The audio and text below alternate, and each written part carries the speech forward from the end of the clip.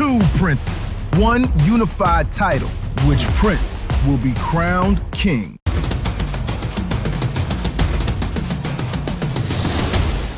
All right, we're here with the great and powerful Eddie Hearn. Eddie, how are you, brother? I'm very powerful. No. I'm good. I'm excited. You know, I think this is it's definitely the fight of the year. I think it's probably one of the best fights we've ever promoted in the US, and we've had the pleasure of doing some big ones. But you know, Boots is a guy that we're heavily invested in, particularly emotionally, as well as financially. And I really believe, in my heart of the hearts, that he's the next big star of not just American boxing, but world boxing. So this is the moment where we actually get to find out. And, you know, I think I'm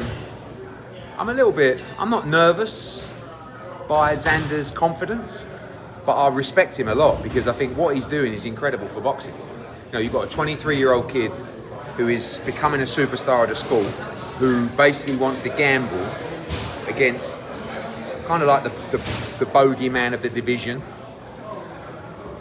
and because he believes he's the best.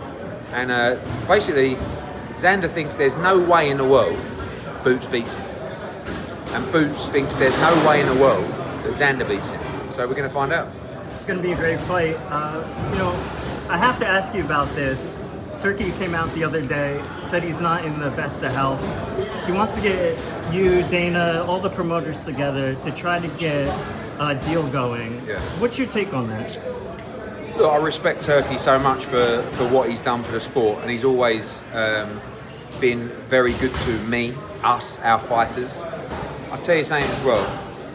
Although there are a lot of, you know, what you might call soldiers and lieutenants that do work on his instruction, he has never gone against his word to me since I've started work for him, which goes a long way, right?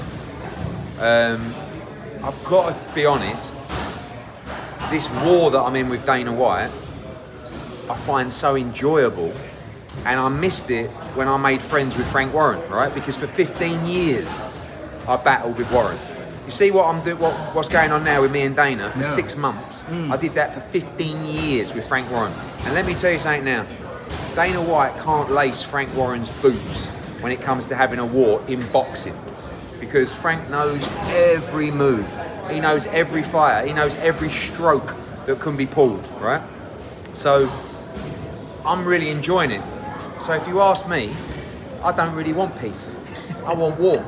That's why I bring it up, you know? But in a good way. Like, Yeah. I've got nothing personal against Dana White. I'm just really enjoying, and it's great for me. Right. Because I'm walking down the street and someone's coming out of a car going, "Kick Dana's ass!" And like they wouldn't have known me if he hadn't have been bigging me up, like talking about me. No, so exactly. it's what I live for. Yeah. But I also respect Turki al-Sheikh, and if he tells me, "Hey, we got this, you know, we want to try and do this," and if it benefits myself and my fighters and the company, then maybe we'll switch it up a little bit. But like right now, a lot of this has got to do with the AJ fight with Fury, because contractually there's a lot of things that can't be done that Turki might want to do.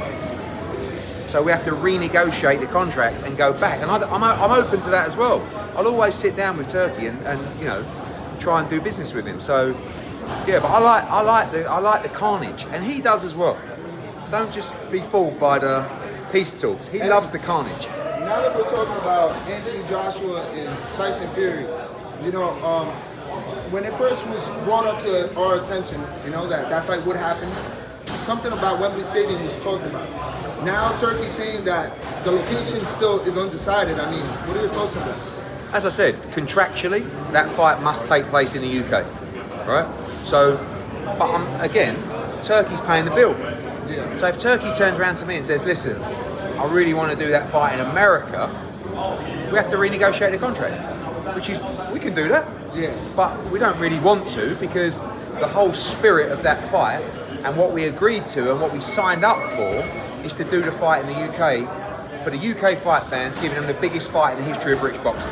Exactly. But Turki's paying a lot of money for that fight. So if he comes to us and says, "We want to change the contract," then we have to renegotiate. Which can be done, but absolutely. Now we know if the fight was to be moved to the United States and it takes place in Vegas, we know the UK fans are going to come out. Yeah. But is it still a bigger fight in the UK? Of course. I mean, look, the UK fans will feel the T-Mobile, they'll feel the Allegiant. It doesn't really matter. And listen, if the fight happened in the US, it's not a disaster. I know, like the UK fight fans are up in arms. We can't let this fight go to America. It's two Brits, and I get that. It's not a disaster, but for me, the fight should be taking place in the UK. And as I said, it has to, under our agreement.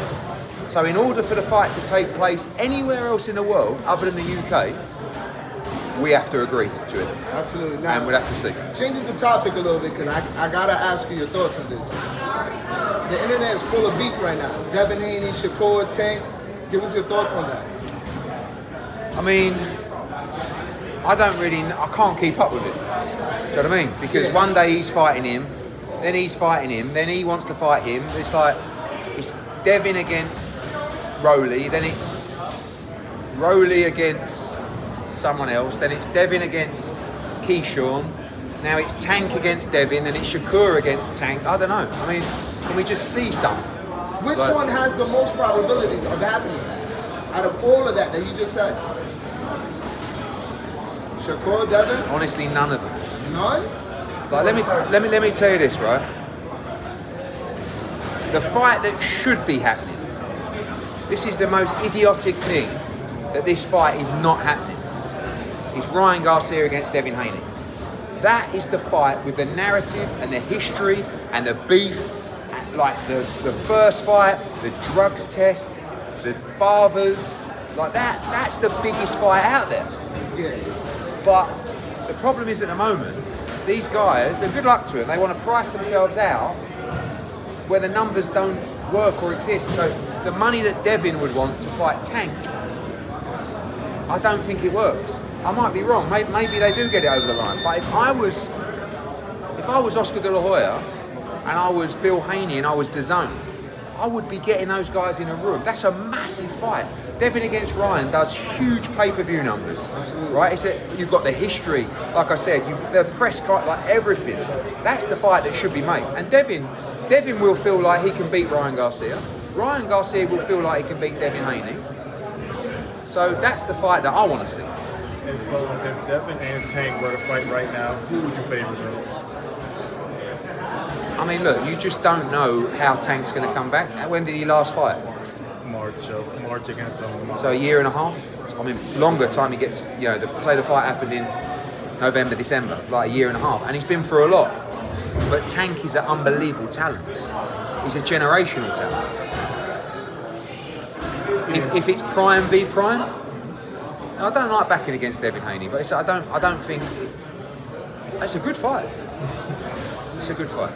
I guess you're not going to answer the question, huh? Like who wins? Like who would you lean towards? Who would you slightly favor? Like 51-49, the smallest. Devin Haney, for his professionalism and his discipline. But Tank is a phenomenal fight. I just don't know what if it's Tank at his very best, maybe Tank. But right now, with not knowing how Gervonta's been living, I just don't know anything about him. So. Eddie, so would you say that Shakur Stevenson would be it would be a much harder fight for Devin right now than the Tank? This is the problem. Shakur Stevenson is unbelievably good, right? And no one really wants to fight him. Yeah, he's done a deal with Zuffa. He's getting 20 million a fight, and they will have to put him in a big fight against a big name. But I don't think Devin's going to want to fight Shakur. You don't think so? Not really. No, I don't know. I don't know about that. No. I mean, he might do, but also the weight thing, right? So, Devin, you see, where Shakur makes a little bit of a mistake is, it's different against Devin to it is against Conor Ben. But he's saying, Conor Ben, there'd have to be a rehydrate. Conor Ben could come into the ring 190 pounds against Shakur Stevenson. He just wouldn't beat him.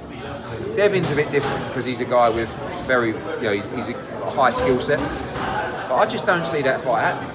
Like I said, for me, the easiest fight to make is Ryan against Devin. Yeah, but I don't think that fight's going to happen. I think the fight that's going to actually happen is going to be Devin versus Keyshawn. What's your thoughts? Maybe, but then you see where you get everybody talking, like Bill comes out, the split 75-25. It's like, I've been here before so many times. That's just basically like saying, give us massive money and you take small money or we're not doing the fight. But in that sense, though, wouldn't it kind of be, I mean, maybe worth it for a guy like If Keyshawn? you're Devin Haney,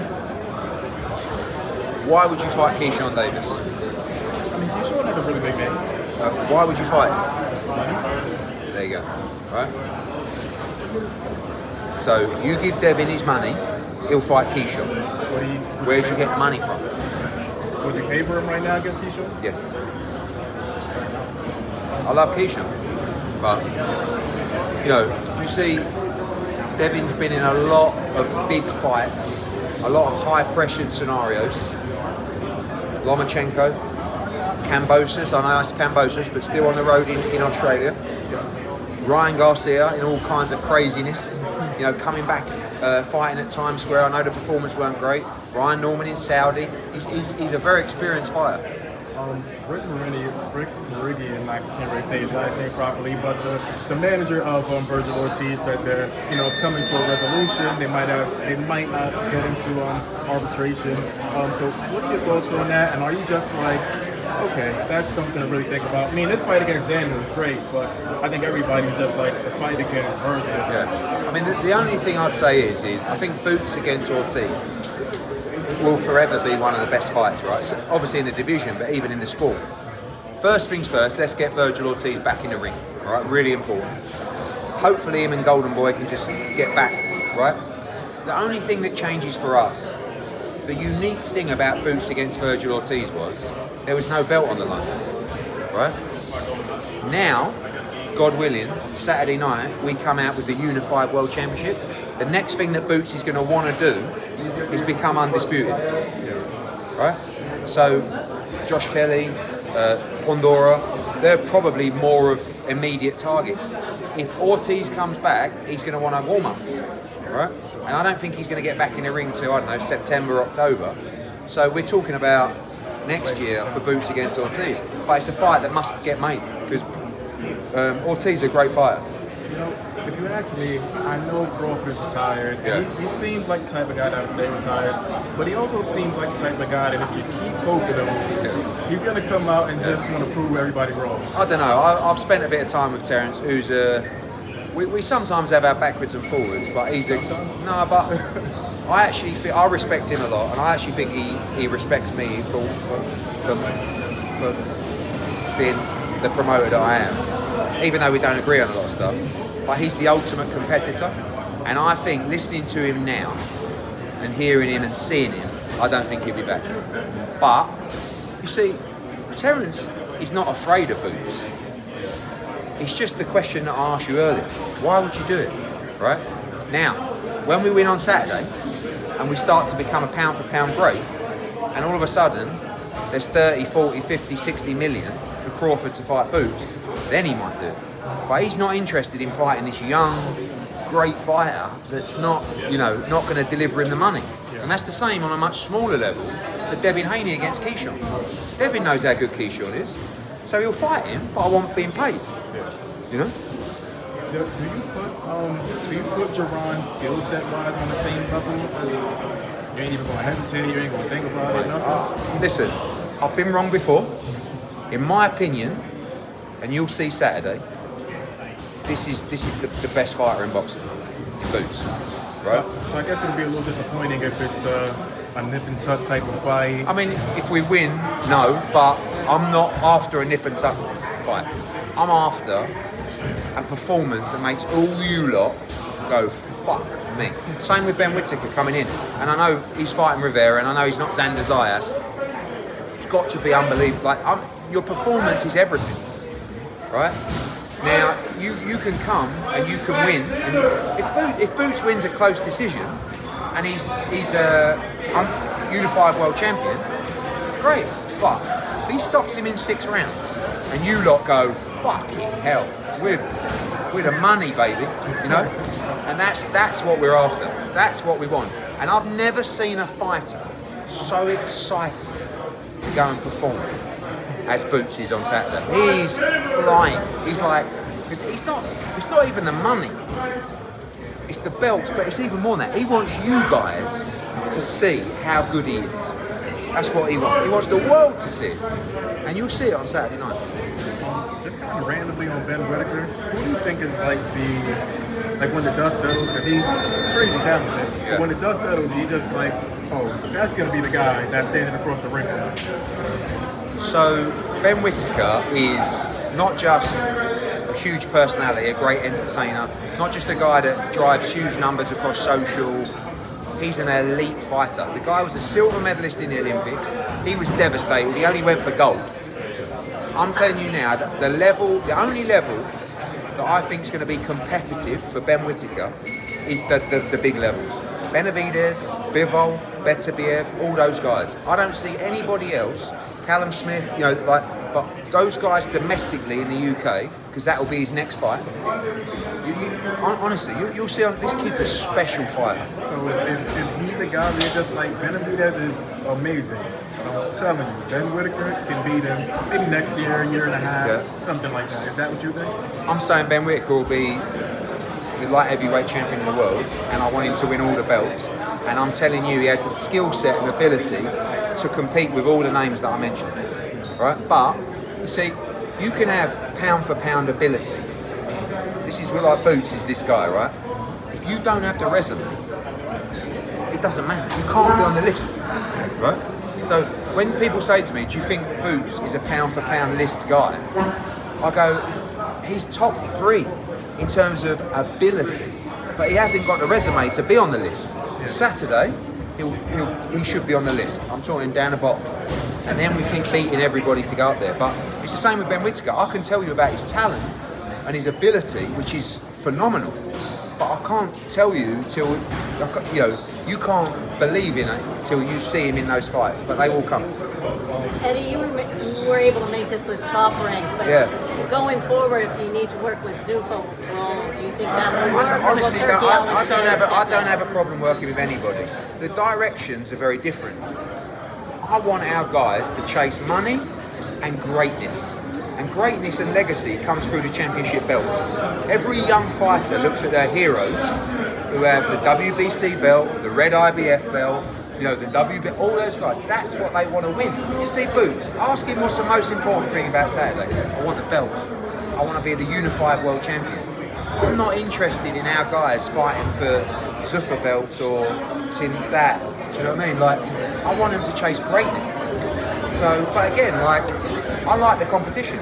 So at the moment, this whole Eddie v Dana thing, great. I love it, But Saturday's real boxing. You see, this is the product that boxing needs. 2 young greats, undefeated, risking it all against each other.